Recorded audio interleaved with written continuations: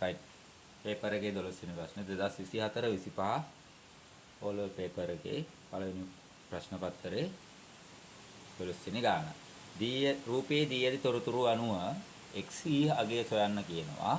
ඒට අමතරව ABC සරල රේඛාවක් කියලාත් කියනවා.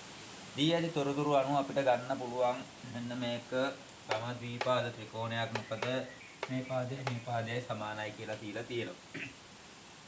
තව අංශක 40ක් දීලා තිනවා. තව මෙන්න මේ ත්‍රිකෝණය ABD ත්‍රිකෝණය සමද්විපාදයි. සමද්විපාද ත්‍රිකෝණයක ප්‍රමේය මොනවද දාන්න පුළුවන් අපිට? මේ පාද දෙක සමානයි නම් කෝණ සම්මුඛ කෝණත් සමානයි කියන්නේ මෙයත් අංශක 40යි. මෙයාගේ 40යි. මෙයාට සම්මුඛ කෝණය අංශක 40යි. ඊට අමතරව මෙන්න මෙයා ABD ත්‍රිකෝණයේ තියෙනවා. මෙයාගේ කෝණය වෙන සම්මුඛ කෝණය මේක. මෙයාගේ සම්මුඛ කෝණය මේක. එහෙනම් මෙයත් අංශක 40යි.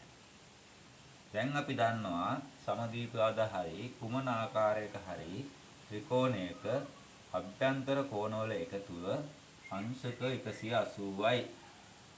අපිට එහෙනම් මේ x හොයාගන්න ලේසි දැන් නේද?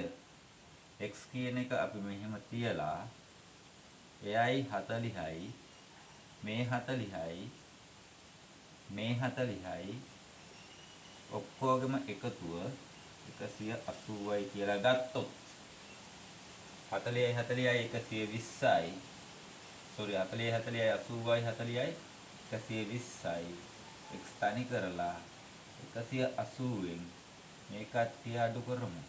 එතකොට එනවා බිඳුවට බිඳුවක් ගියා. අංශක 60යි. x අංශක 60යි. තව ඕනනම් හොයන්න පුළුවන් තව ක්‍රමයක් තියෙනවා. මේක අංශක 180යි. ඒක 180යි. එතකොට 40යි 40යි 80යි නම් මෙයා අංශක 100ක් වෙන්න ඕනේ. ඇයි 180 වෙන්නේ මේ ත්‍රිකෝණය ඇතුලේ. එහෙමනම් මෙයා අංශක 80යි. ඇයි සරල කෝණයක සරල රේඛාවක් මත කෝණ අංශක 180යි. 180යි 40යි. sorry අංශක 80යි 40යි 120යි. මෙයා අංශක 60ක් වුණොත් තමයි ඒ ත්‍රිකෝණයේ අංශක 180 එන්නේ. එහෙම හදන්නත් පුළුවන්. මෙහෙම හදන්නත් පුළුවන්. මෙයාව හොයාගෙන මෙයාව හොයාගන්නත් පුළුවන්. මෙයාලා හොයන්න නැතුව කෙලින්ම ගන්නත් පුළුවන්. කැමති ආකාරයකට ඉක්මනට ලකුණු ගන්න කොහොම හැදුවත් හදන විදිහටයි